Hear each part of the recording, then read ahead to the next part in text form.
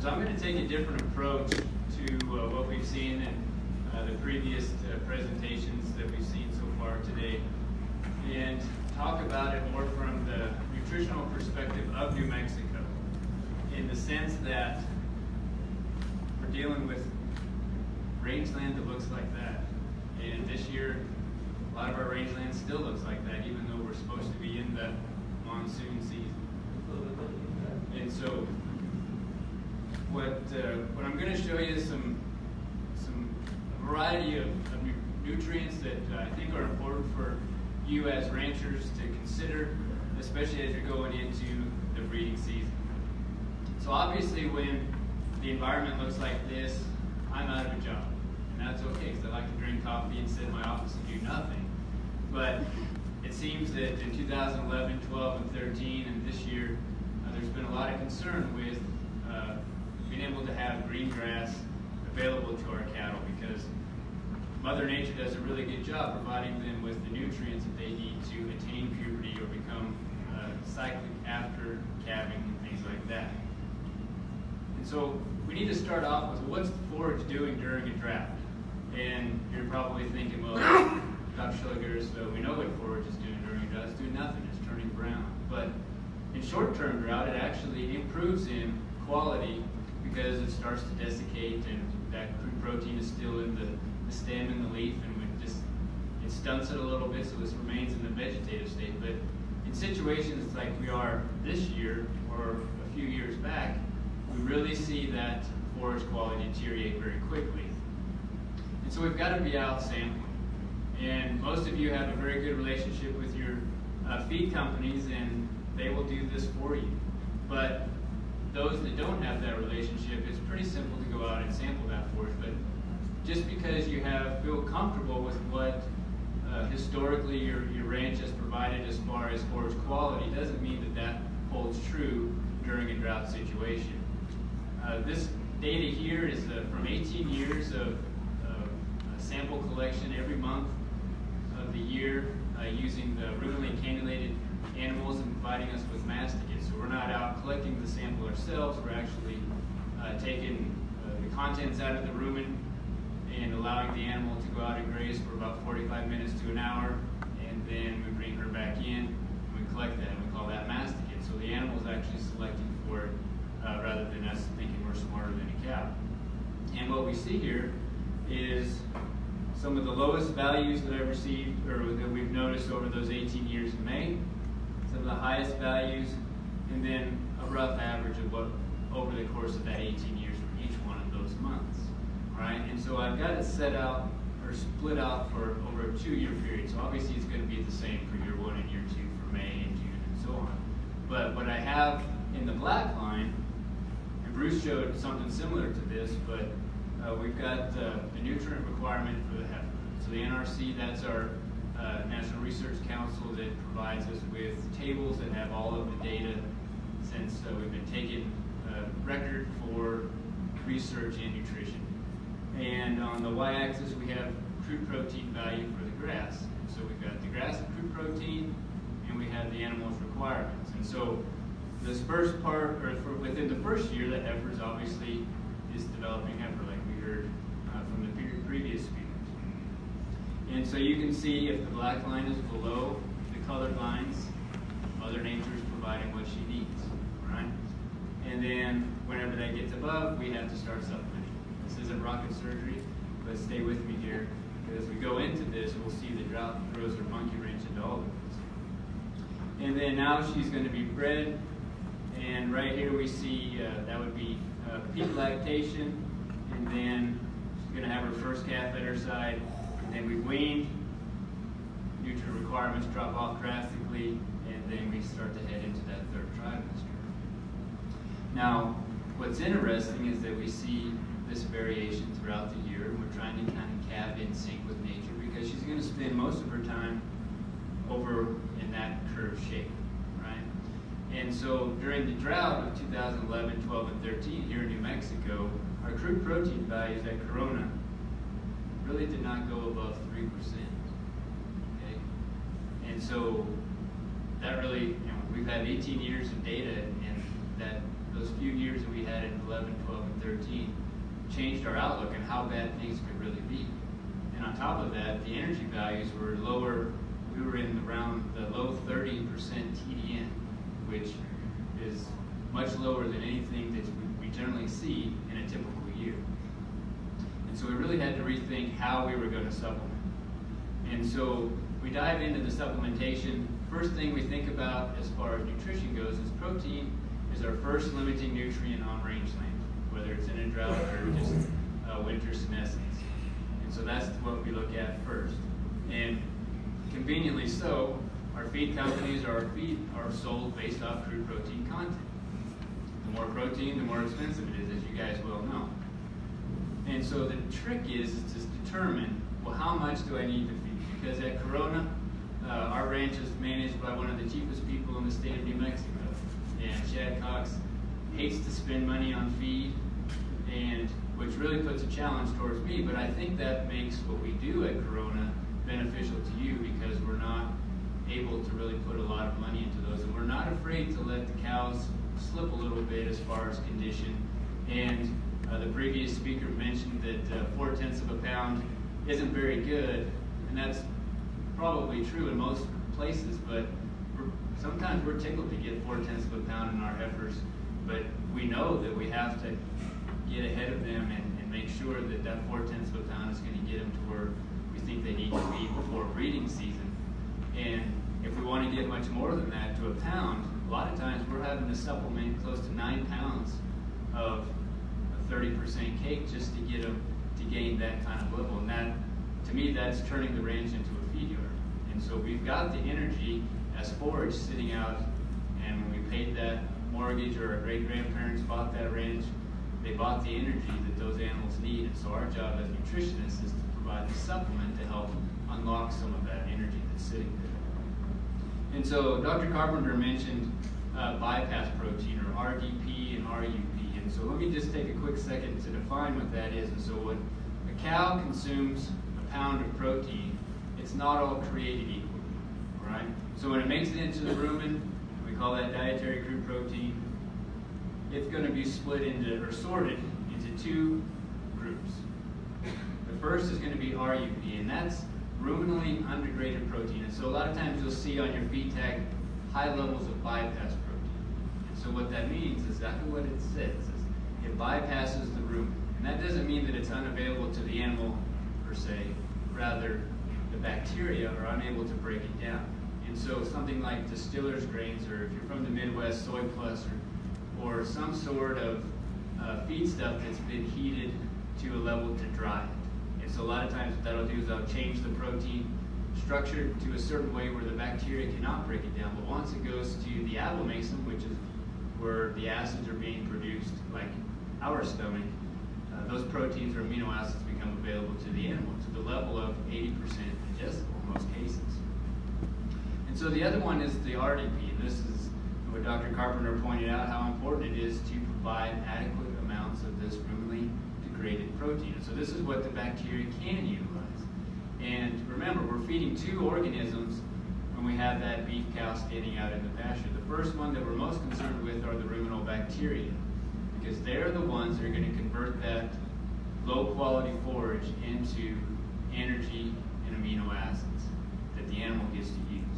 And so this is a little more complex in that those bacteria are going to break it down into ammonia and amino acids, and then the energy associated with the ration are going to come together to make bacteria. All right? That's fine and dandy. But what's really cool about the ruminant animal is that that bacteria also flows to the small intestine. Now, we get worried about intestinal or large intestinal colonization of bacteria, but these are the bacteria that are good, and by this time they're dead, and they provide upwards of 60% of the daily protein supply to that animal. And so what that means is once it hits the small intestine, it's going to be broken down into amino acids, get absorbed, and be utilized for whatever the body needs. All right? And so we've got this term MP. That's metabolizable protein. You don't need to worry about that, other than that's a fancy term for the exact amino acids that are going to be utilized by the animal themselves. So your nutritionist they can assess these sorts of things. And I'll show you some data where that can actually be beneficial to the animal more than just balancing the diet for crude protein. To illustrate this a little more concisely, protein supplementation can have a marked effect on forage intake. And so let me take a moment to set up this graph, or this slide. And so here we've got supplemental protein, and they've got various levels. And so 15% protein greater than 30%. And in this column we have improvement in forage intake above unsupplemented. And so they had a group of animals that did not receive protein supplement, and then they had a group that either received protein at that level on it. And so what they found is that when those animals were provided protein or a supplement that was greater than 30%, there's a 44% increase in intake. Holy smokes, that's great. Now, there's a caveat there, because if we're in a drought situation and we are short on grass, now we've just increased the consumption of that grass that we're holding very precious. Okay? And so this is where it gets really complex in that order. So I would need to give them protein to get some more energy and some more intake so they get to breed, but then they're going to be consuming more forage. And so that's where our conservative stocking rates need to come into play.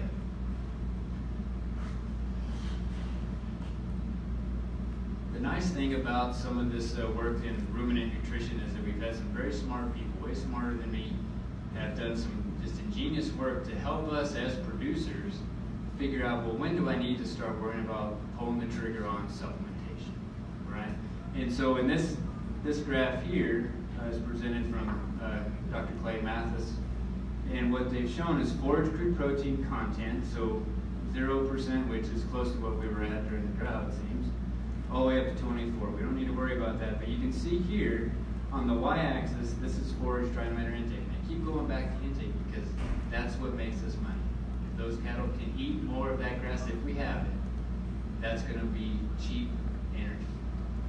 And so it seems, once that forage drops below 7% crude protein, so if you have Kent Mills out at your place measuring your forage quality, and he comes back with 8%, chances are pretty good you may not need to supplement any additional protein. You may need some energy if you're limited on the amount of forage, but what we see is we really don't improve forage intake much more when it is above 7% with additional crude protein supplementation. But once it falls below 7, we see intake drop off dramatically. So what's happening there is those bacteria, remember, their job is to break down the forage protein and carbohydrates. When that forage crude protein level gets below 7, they don't have the machinery or the tools or the nutrients they need to break it down, because they need protein to make enzymes to break down the carbohydrates or ferment our forages. So that's where we see that really nice increase in intake that we saw in the previous slide with additional crude protein. And one of the great things about ruminants is we can cheapen up the ration by adding non-protein nitrogen, like in the form of urea or chili trash, all sorts of unique ingredients that can really cheapen up the ration but can provide additional protein to meet the bacteria's needs. And so if I take this one step further, some more work that Clay Mathis did, where we've got 3 different qualities of hay. So we've got Bermuda grass at 8.2, brome grass hay at 5.9, and sorghum hay at 4.3% crude protein. And so what he's shown here is that he's added additional RDP, remember, ruminantly degraded protein, so protein that's going to feed those bacteria. And what did it do to organic matter intake? And so again, when that forage quality was at 8.2%, we really don't see any statistical difference in forage intake. Because if you see an increase in intake, you can assume that there was an increase in digestibility. Okay? And then when we got a little lower, so we're actually below that 7%, but we're at 5.9% with that brome grass hay, we start to see a nice little increase. Now, as a scientist, I have to adhere to statistical principles, and so there was no difference there statistically, but you can start to see that there's some improvement as the quantity of RDP increased. Now, when we bottom them out on this sorghum hay at 4.3% crude protein, there's where we start to see a nice linear increase as we bump up the amount of ruminant degraded protein offered to these animals. But what's really important about this kind of work, and if you read the literature, you see pamphlets and things like that, we as scientists are trying to find, okay, what's the breaking point? Yeah, we can feed a whole bunch of it, but that's not economically feasible. So we want to try to find a breaking point, and you can see that this 0.082 or 0.124, there's no difference there. And so we can make that recommendation to you all that you don't need to go above that. And that's where I'm going to try to point out what are the break points here where we start to lose our return on investment. So that's kind of my theme throughout the rest of this talk. And so the next slide is total tract NDF digestion. NDF is just a fiber that we measure. It's easy for us to measure in the laboratory. And so it's telling us how much of the cellulose and hemicellulose, or the fibrous portion, are they actually breaking down. And again, you see a similar response, a really nice marked response. And so this just further illustrates how those bacteria, or why the intake improved, is because those bacteria were able to more effectively break down the cellulose. So I pointed out that there's a fancy term, metabolizable protein. And so bypass protein, if you see it on the label, and if it's a little more expensive, that's okay. Don't be afraid to spend a little more for something that has some bypass value, because there's some really good data out of New Mexico State, Kansas State, North Dakota State, other places like that that have shown that this bypass protein can be very beneficial to your animals, particularly ones that are reproducing females. And because it provides key amino acids. So some of our hormones are made of amino acids, enzymes are made of amino acids, and muscle, hey, guess what? The fetus is made of amino acids. So if we can provide more specific amino acids to the dam, it's just going to benefit everybody. And if it's more than what they need, they can use those amino acids for energy. So we actually see a nice increase in insulin and glucose in the blood, and so we've now used protein as an energy source. So Trey Patterson, when he was at the University of Nebraska, asked the question, well, who cares? I mean, we've been balancing rations for cows out on rangeland for crude protein for many, many years, and now we've got this fancy new system. Well, it wasn't new, it was developed in the 70s, but we've got this system where we're really getting detailed in how we break down that diet, providing specific nutrients. We're taking into account digestion and absorption and things like that. But does it really make a hills beans a difference? And what he found was when cows were out grazing a sandhill dormant rangeland during the breeding season or spring sandhills grasslands, they actually found a 91% pregnancy rate for those that went through the trouble of balancing for metabolizable protein. Okay, so an 86 to a 91%, that's meaningful to us, especially if we're worried about putting extra costs into our AI programs. And that's something that we think very hard on at Corona, because everything gets a shot at AI. Okay, energy. Now, there's a lot of different forms of energy, and we talk about starch, and that's always what we go to right off the bat when we think of energy. And it's been taboo to feed high starch or starches to animals that are out on rangeland because, well, it's going to change the pH of the rumen and make the bacteria that break down cellulose upset. But there's a way of doing that, very judiciously, that you can actually improve the utilization of your forages. And what it also does is it starts to replace forage.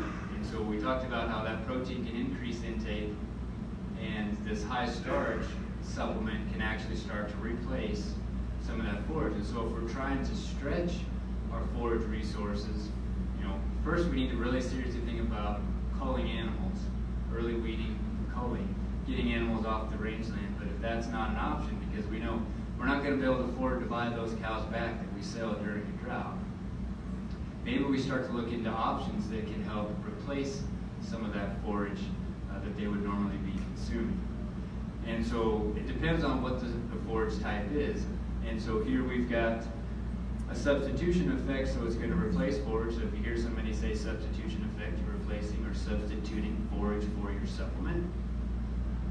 The other is going to be a positive associative effect where you've actually stimulated the digestibility. So that protein example I showed, that's a positive associative effect. But again, it's not a bad thing. It's just a different way of managing your supplementation programs. And so now we've got our non-structural carbohydrates, starch from cereal grains. And so those are going to be ones that are going to likely have a substitution effect. Now we have our structural carbohydrates, which are highly fermentable carbohydrates. And those can be wheat midds, soybean hulls, beet pulp, things like that. And so those are very safe. And so for the most part, those are where we try to head when we're looking for a high energy supplement. Because you're not going to be worried about acidosis or things like that where you would if you were providing them with the starch. Now before I moved to New Mexico, I was living in North Dakota working for the USDA doing winter grazing. I don't know who I pissed off to get that job, but winter grazing in North Dakota is miserable. And so, but those cows were losing, when the high temperature for the day, not including wind chill, is 30 below, those cows were losing 2.5 pounds a day. And so the only way that I can slow that down, I couldn't stop it. The only way I could slow that down was feeding whole shell corn and some dried peas and other things like that. But whole shell corn was my energy supplement for the winter. Now, I had to be out there every day to break water anyways, and so I was able to go out every day and supplement that. Now, the federal government, well, I think the USDA is the only federal government agency that's like least cost, and so I didn't have a lot of money to spend on fancy supplements and things like that, so I had to go to commodities. Now, we purchased a lot of manufactured feeds, but when times are tough, sometimes you've got to look for those deals. And so that whole shell corn at that time was pretty cheap up there, and so I was able to maintain that, but I had to be very judicious as to how much I fed. And then fats are another great option. And when we were in that situation a few years back where our energy values for the forage did not go above 30% TDN, we had to add more fat because we couldn't get enough energy into those animals. And so we opted to offer those animals dry distillers grains. And that was just because it was cheap at that time. Now I need to be remiss if I didn't make sure I go back over this, is that these non-structural carbohydrates, the starches, you're going to have a really high chance for bloat if you do not manage it correctly. Adequate bunk space. A lot of times, or when I had my cows out there, I would add a little salt to be an intake limiter, and it worked very well to keep them from overindulging in that. Now the structural carbohydrates, that's going to increase ruminal digestibility, and so when you purchase a 20% cube from your feed manufacturer, they're going to utilize some of these structural carbohydrates in that formulation. And that's why we say if you need energy, a 20% cube is going to provide you with more energy than a 32%. And so a lot of that just comes from the formulation that they use. We've got low risk of bloat or acidosis, but it does have a slightly lower value, a pound of a structural carbohydrate versus a starch. And you can get away with feeding that on alternate days. Now, just to give you a sense of where you need to be if you are crazy enough to try this corn idea, talk to me before you try it. I can give you some tips. But it turns out that some real work out of New Mexico State and there's some work out of Oklahoma State as well.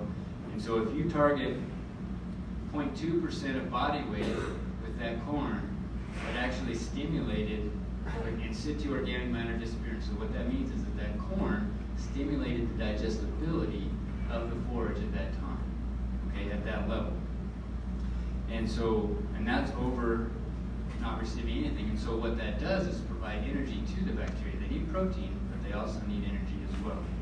Now, something that's more common for us here in New Mexico is the feeding of cube, but we've also, depending on where you're from, have ample supply of alfalfa hay. And so alfalfa is nice because it works not only as a protein source, but it can also provide some energy as well.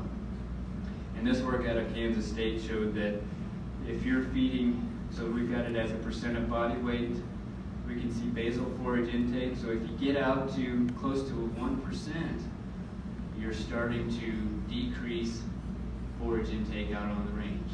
So I provide that range for you so you can see, do I want to supplement, or do I need to start pulling them off of the range then and giving them this supplemental hay to help stretch my forage resources. Now, this is a reproductive strategies meeting, so what did that alfalfa provision do to the percentage of cows that were bred in the first 21 days of the breeding season? So when they were able to get up to that 0.96, we see 85% pregnancy rates, or in the first 20 days, 0.72 is 87.5. And so going back to that break point, it's not going to do you any good if you're worried about pregnancy rates to go above that 0.72% of body weight.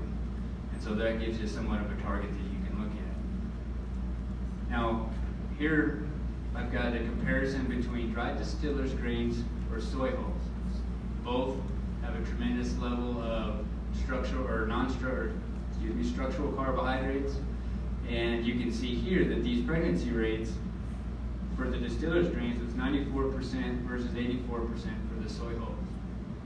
And I can't remember who the speaker was, but there's nothing magical about distillers grains. I'm not paid by them. I think it was Dr. Perry that said that. But what they do come with is additional fat. And so that additional fat is going to provide additional energy, and that's where we see a boost in reproductive success in this case. All right?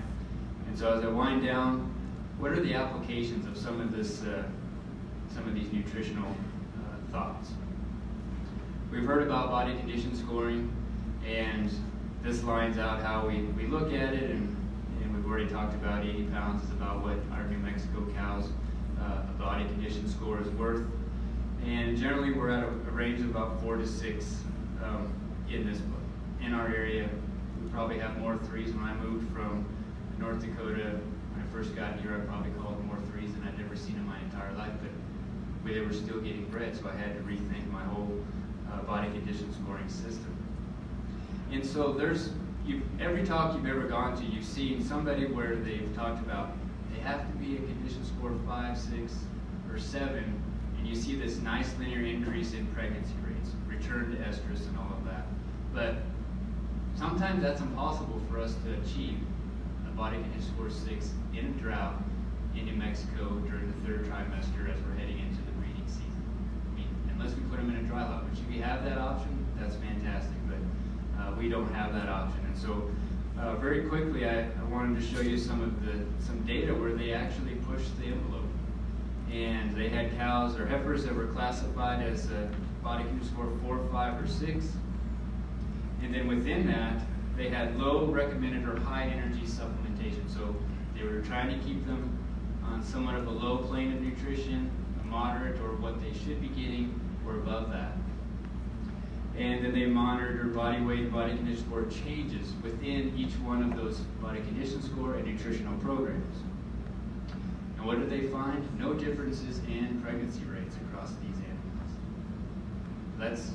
That's contrary to what a lot of the data says, and there's people out there cringing that we need to say you got to push your animals, but what I want to convey is that sometimes we can't afford to push our animals much higher. So what can we expect to see if we start to limit them? And I do a lot of fetal programming research, and I don't want to harm the development of that fetus, but I think we're seeing that for cattle in New Mexico, West Texas, northern Mexico, we put natural selection on these girls that they can survive a lot better at a body condition score 4 than our colleagues in the Midwest or other places.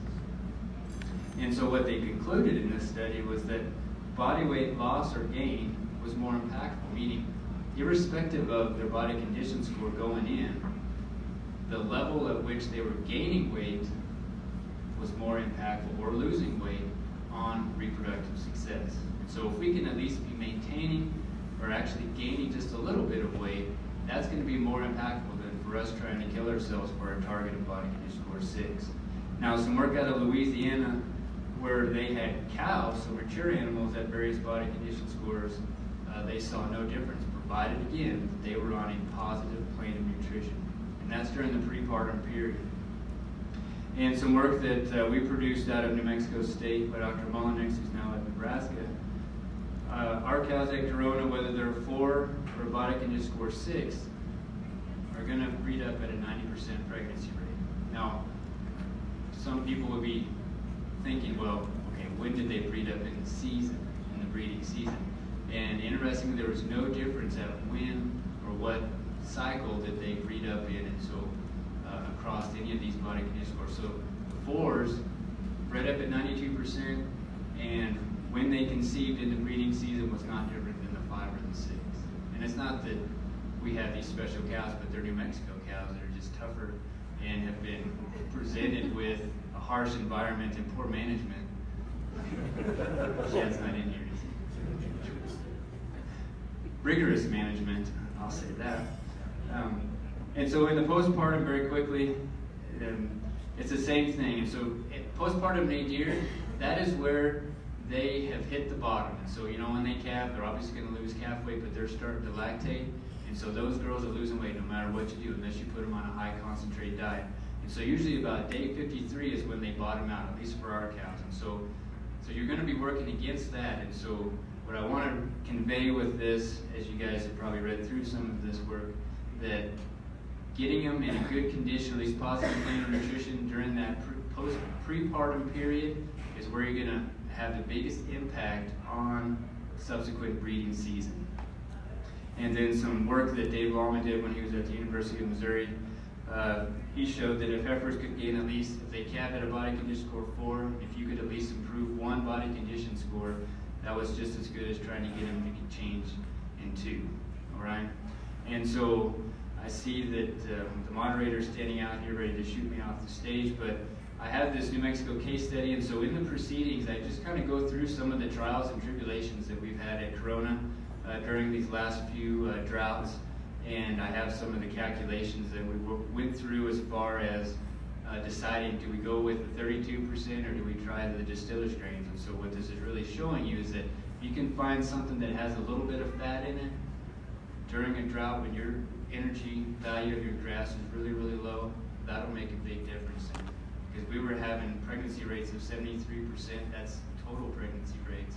But then when we started to incorporate that, we were able to maintain the 85% preg rates during the drought when the forage quality was 1 step above toothpicks. And so with that, I will step off the stage or entertain any questions.